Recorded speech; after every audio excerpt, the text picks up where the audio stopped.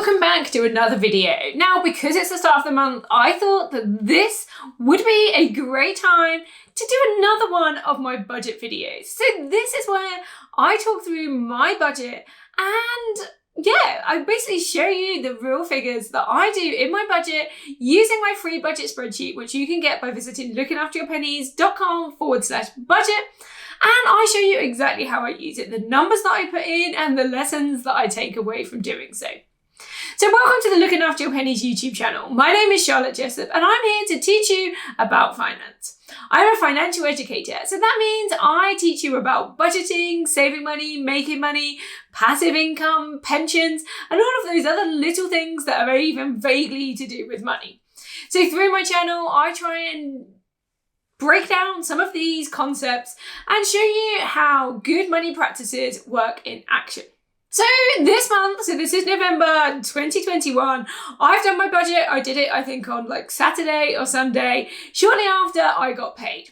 So just for some context, I am self-employed. So I have my own business. It's a limited company. I pay myself and my husband out of that company. We also both have kind of like sole trader income. So I do a little bit of side hustling on the side that doesn't go into my business. I consider that separate. And my husband has his own business as well. So we both make additional money there. We've also got kids. So we get a little bit of money from like child benefit that helps pay for some of their basic costs. Now, I have been using my budget spreadsheet for like 4 years now, I think, 3-4 years.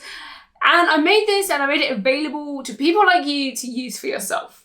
I thought that actually, it's been a while since I've done one of these videos and I felt like it was a good time to maybe do another one of these. I thought they were getting a little bit repetitive, but actually for this month's budget, I felt that there was kind of space to be a little bit more honest about how we manage our money. So I'm really excited to talk through with you how I've done it this month and some of the things that happened. So let me show you, I've got my laptop right here. I'm going to show you what that spreadsheet looks like and how I put the figures in. So as you can see, we have over on the left-hand side here, this is where we put the income. So all of this is kind of like, it works it all out for you. This is not a complicated spreadsheet. So if you want to tweak this and change this to suit your own needs, all of it's there. I don't put any fancy formulas in that you don't understand. It's like super basic, but works well. And it's all on one page too. So yeah, here we have the income. So you can see our wages. So this is the wage that comes from our limited company. So Looking After Your Pennies. We've also got benefits. So that's our child benefit. We've got 2 kids that comes out about £140 a month. And then I've done a little bit of side hustling stuff. The husband's got a little bit of stuff that he's done on the side as well. And that comes in at £700 a month. Now, in total, we have about £3,540 to budget for November. Now, a lot of these figures come in automatically. So some of them, so like our mortgage is there, council tax is there.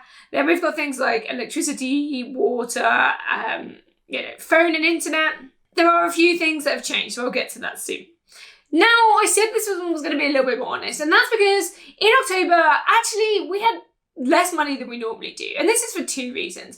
Firstly, we had things like our credit card bill came in, and that was the one from the summer holiday spending. So we had like trips to Legoland. So some of our savings took a little bit of a hit because we had this money that we saved aside for holidays.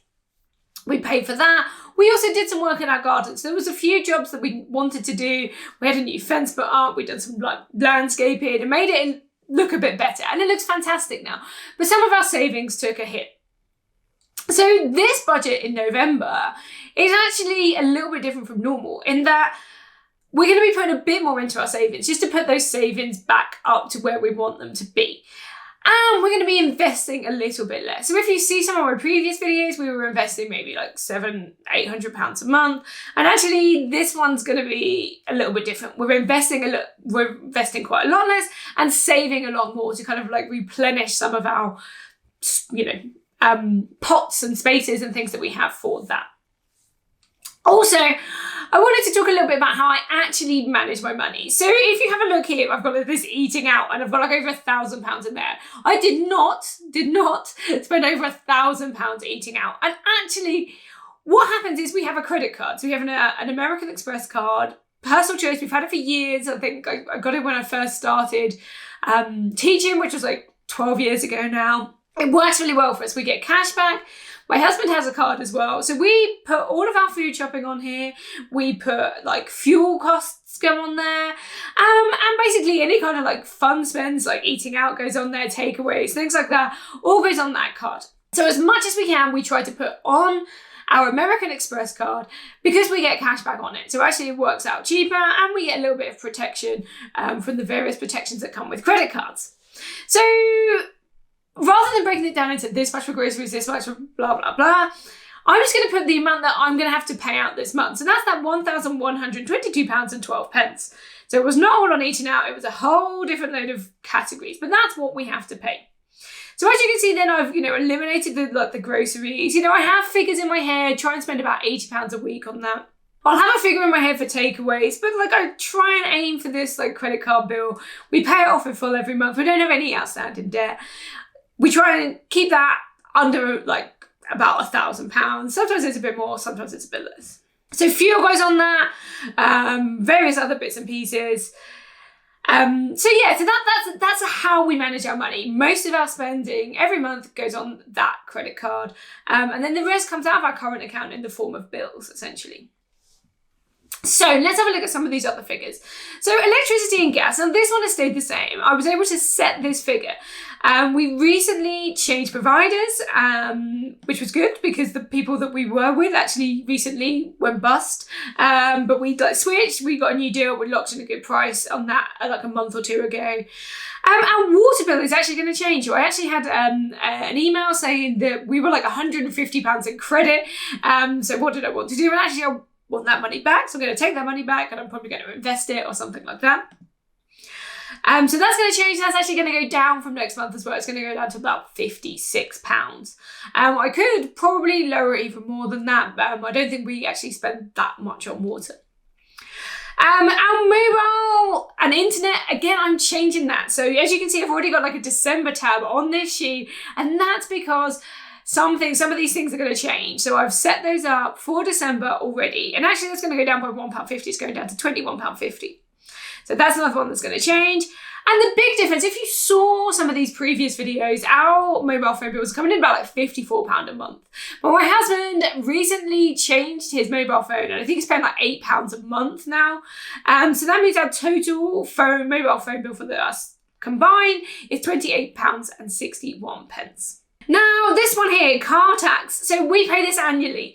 So this is actually going into a sinking fund. Now, because of what happened last month with us spending too much money, essentially, I didn't pay any money into that sinking fund. So I've added a bit extra. So normally I'm paying £35 a month. So I'm kind of backing this up and doing this double for, this last month and for this month too.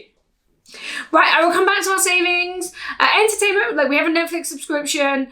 We also have the kids have some activities. So my daughter does Scouts, and my youngest, my eldest does Scouts, my youngest does ballet. They're going to need to be paid for, and it comes to just under £45. So I've allocated that.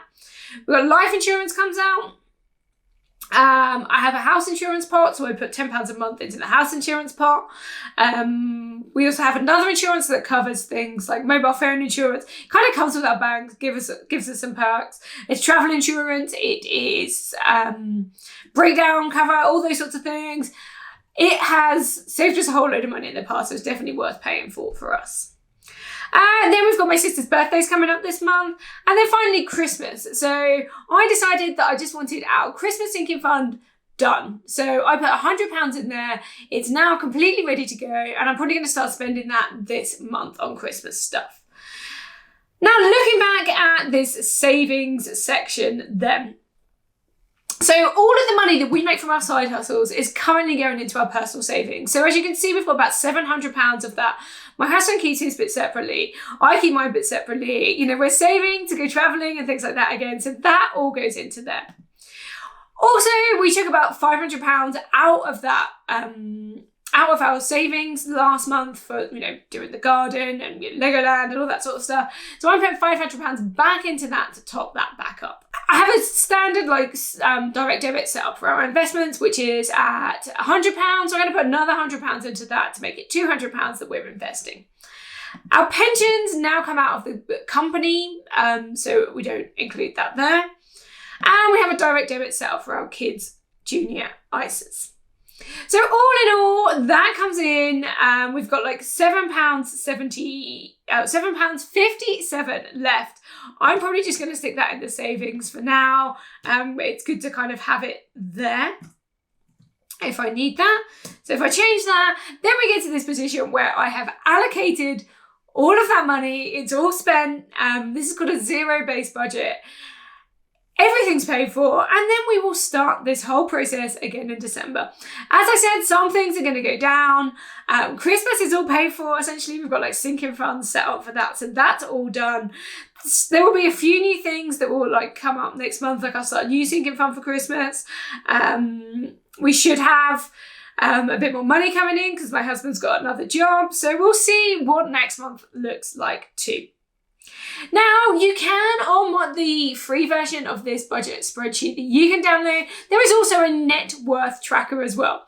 So this is where you can put in things like your savings, the value of your house, any debts, things like that, and it will tell you what your net worth is. And this is something I do quite regularly too. I've not included it on here, but that is probably a good another video to show you how I track that, how I monitor that, so you can see the process and my reasons why I might do that. Anyway, if you have any questions about this video, if there's anything that you want to know about my budget, how I use this spreadsheet, then please do let me know in the comments. And while you're there, don't forget to hit like and subscribe as well. There's 2 new videos every week, and I would love for you to come back and watch them. Until then, see you in the next video. Bye.